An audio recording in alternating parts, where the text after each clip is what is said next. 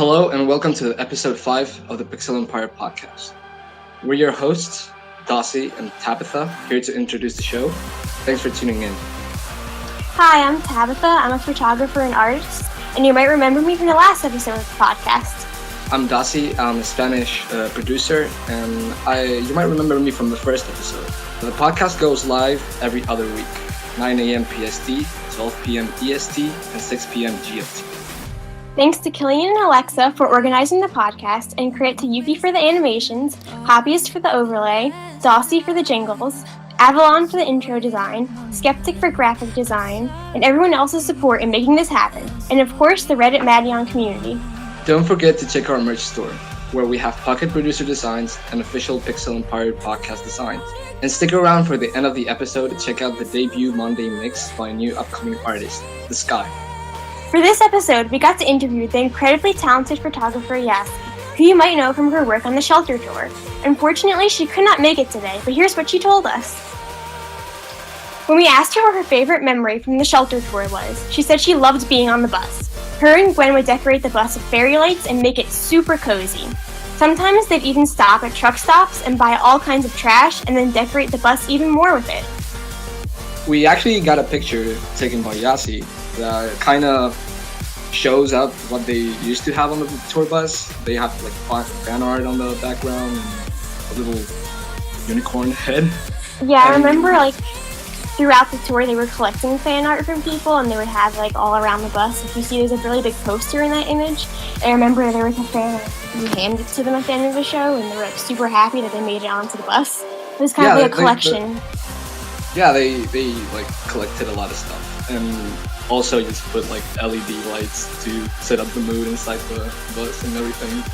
Yeah, you have to make it homey if you're in a bus for months or weeks. Yeah. Weeks. How long did the tour take, actually? Well, there was a break in the middle of it, but I'd say 2.5 months maybe. Yeah. Next, we asked her about what her favorite photo of her was, and she didn't actually know how to choose. I can actually get the fact that it's difficult to pick a favorite piece of art that you yourself made. It's like your babies. You can't choose one favorite. Yeah, that's definitely something that's really difficult because especially you may have different opinions on your work and other people view it differently because everyone sees art differently because it's very subjective.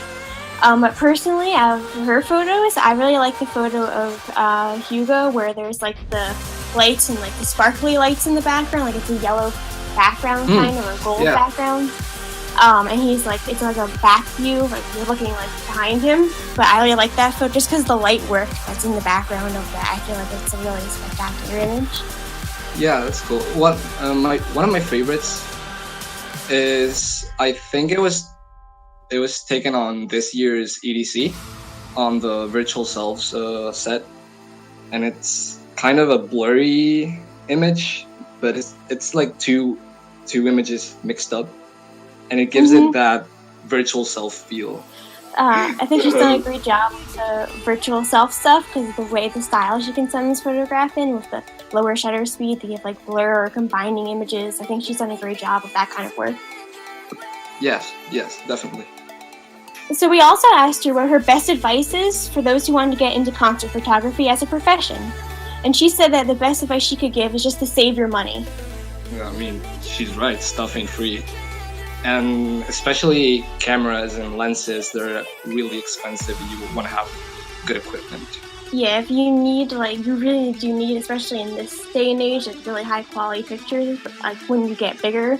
But I know one tip I can give, as a photographer, is that even if you don't have the best, face camera, a really good lens can make up for that, because you can still work a lot with, different situations with a lens, whereas the camera isn't always the most important part. So we noticed that she had vibrant colors as a trademark on her portfolio. So we asked her what her favorite color scheme was, and she responded that she didn't have a favorite one. She loves them all, and she hates having too many photos in the same color scheme.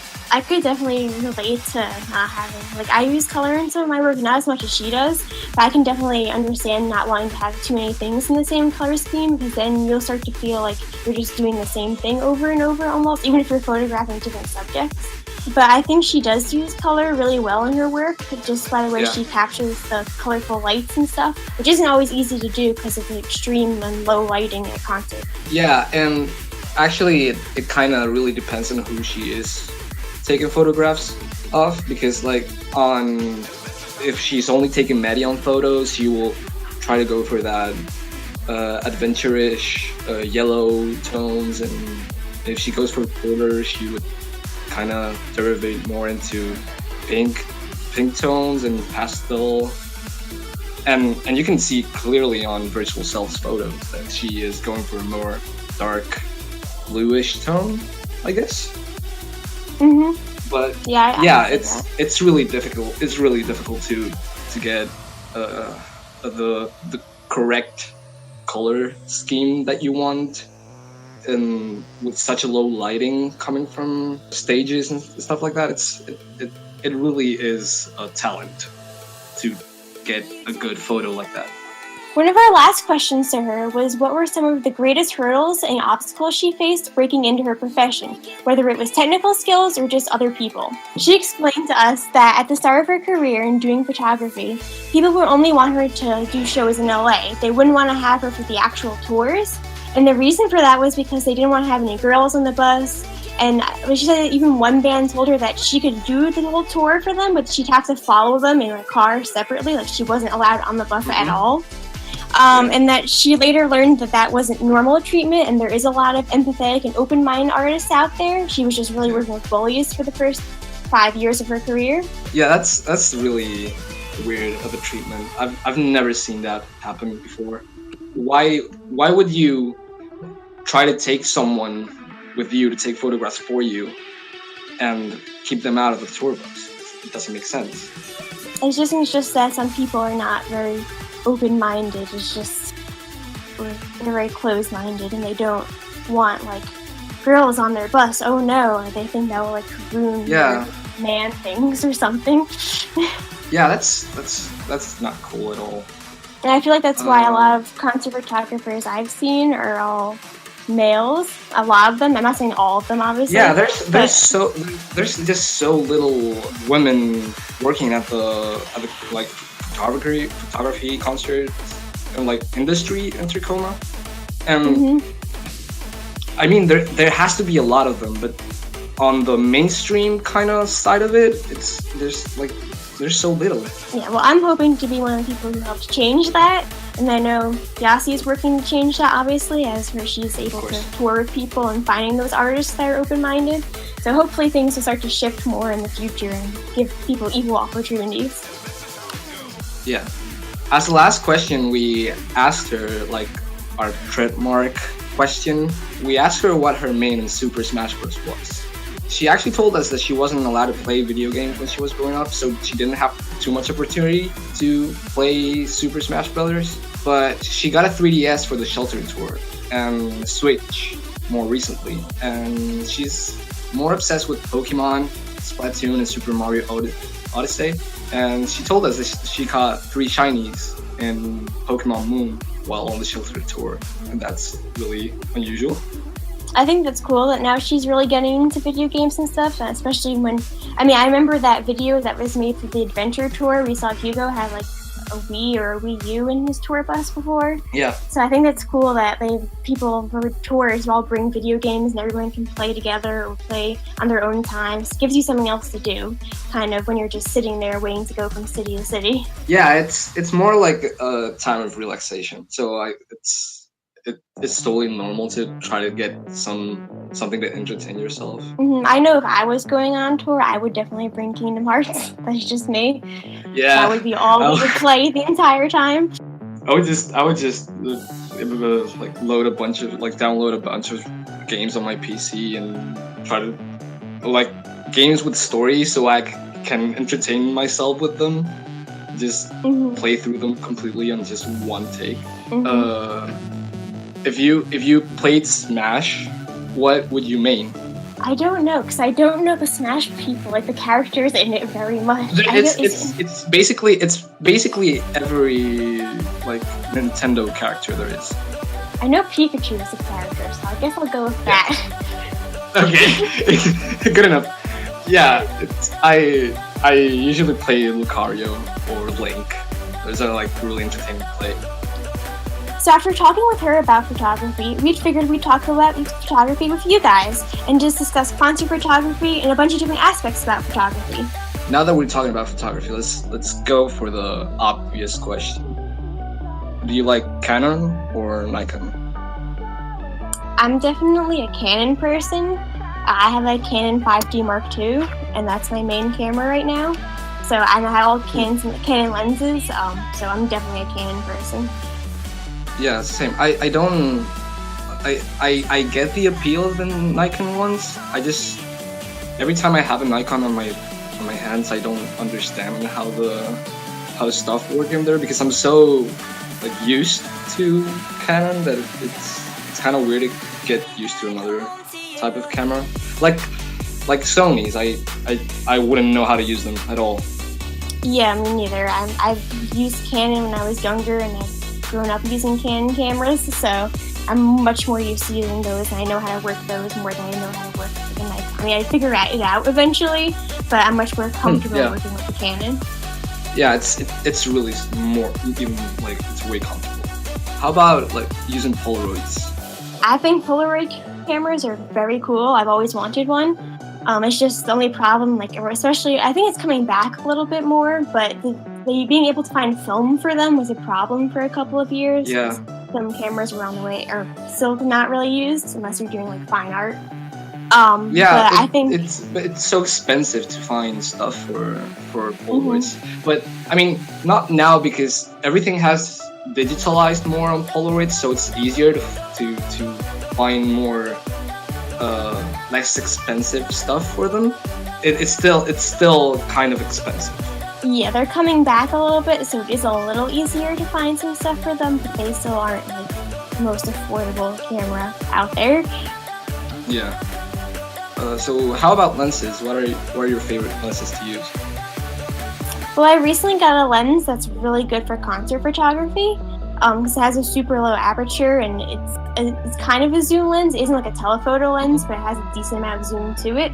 But I like lenses that have really low apertures or depths of field. That's just because I like shallow depth of field photos myself. Most of my photos I use shallow depth of field. I also like my prime lens that I have that I use for portraits a lot of the time, which isn't always the best for portraits, but I like it for that cause and use. Yeah, I mean, for portraits, I've always have used and will use the 50mm one because it's like the standard one for portraits, right? Well, in like portrait studios, they're gonna use like a telephoto lens because it doesn't have as much distortion as like a 50mm would. I do like the graininess that the 50mm one leaves. It's like cinema grain kind of. But it also depends on the ISO you're using.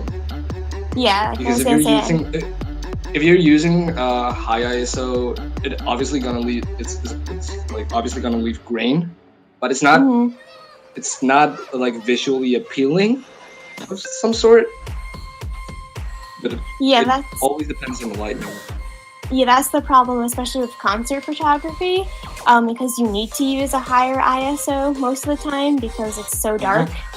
So you're bumping it up to like 1600 or 3200, and you're going to get a lot of noise in your photos.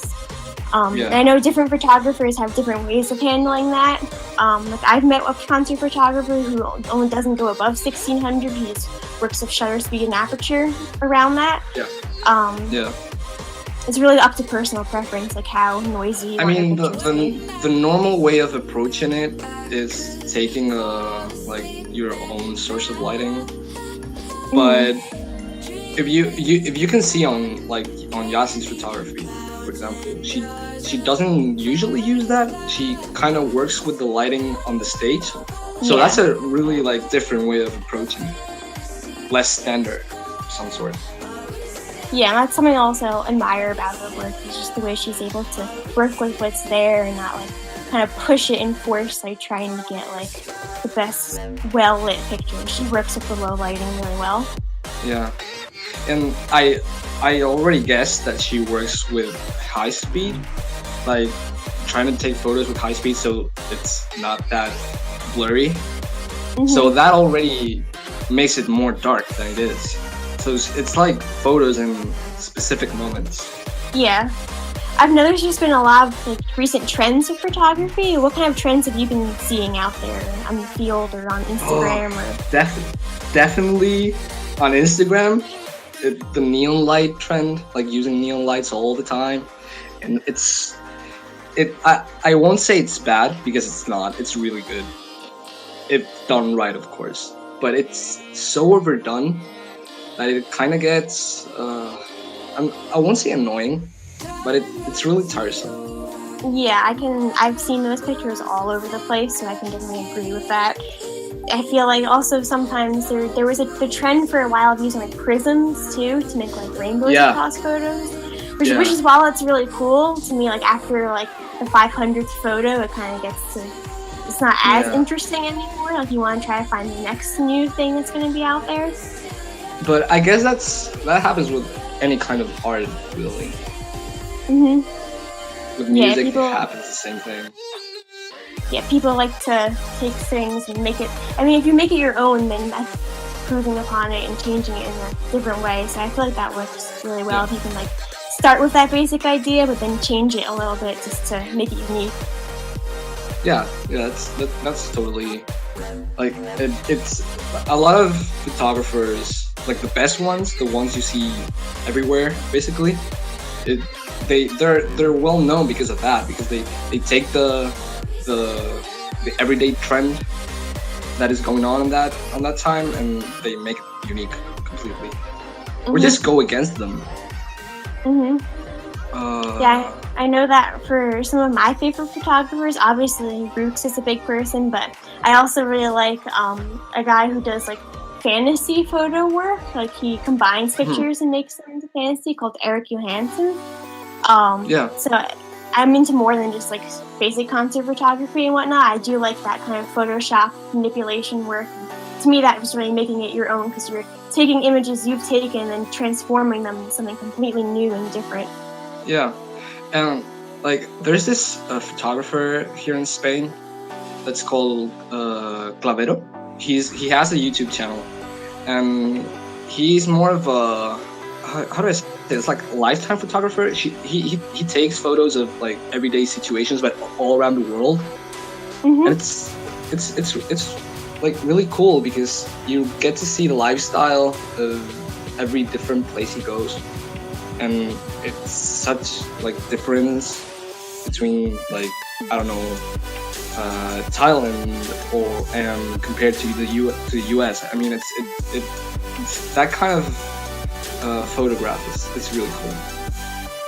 Yeah, I do enjoy like documentary style travel photography and that kind of aspect where like they go around and you get to see the different cultures and stuff like that. I think that's interesting, and I think that's one of the great things about photography is it gives people a way to see things they wouldn't normally be able to see. Like you don't have to go there yourself; you can experience it in a photograph, or relive something in a photograph. Yeah, more like just trying to like put memories in a jar, but in this case, it's the photograph. Yeah, that's one of the main reasons I want to do concert photography or photography in general, is because I like capturing moments and making it so people can relive them or experience them if they weren't there. That's like my whole philosophy, kind of. Yeah, like, or it's different the way you experience photography if you have been somewhere or you haven't. Because, for example, I see Yasi's photos of the Shelter Tour or Virtual Souls concerts, and I've never been there. So my way of experiencing that photo will be different. For example, you have been into in a Shelter concert, right? Yeah, I've been to two. So in your case, it would be like more emotional because you remember what happened and like take all these good memories from it.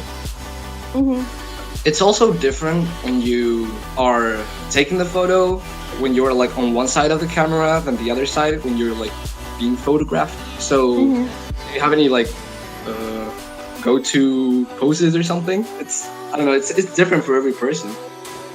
Yeah, I mean, I do a lot of cosplay, and I do cosplay photography and also photograph myself in cosplay. So I just try, when I'm like posing for a photo, I try to go with whatever I think the character would do. But I always do that. One of my go-tos, I think, similar to Hugo, is just doing the peace sign, because that's just classic. Yeah, that's a classic too, or like the thumbs up, or just pointing up.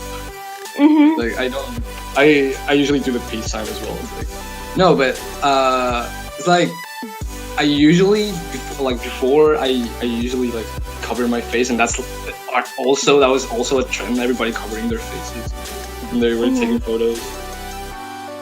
But I don't know. It depends on the moment. I feel like yes, Hugo especially has like a couple main poses.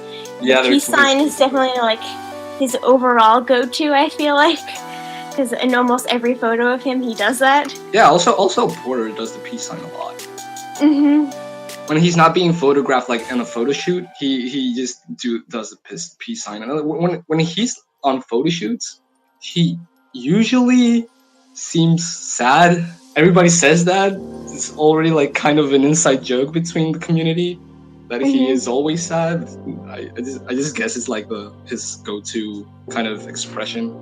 Yeah, and then also Hugo has like poses he does with other people. Like I know the business deal pose where he like shakes your hand, does a thumbs up. Like that's something he does. So I feel like they both make like taking pictures of people like a fun experience because they have their own kind of ways of doing it. So honestly, we could probably talk about photography for hours, but I think we're gonna have to leave it there, unfortunately. But now you guys can stay tuned for this guy's debut in this episode's Monday Mix. And this has been your hosts, Dossy and Tabitha. Have a great day. Bye. Bye.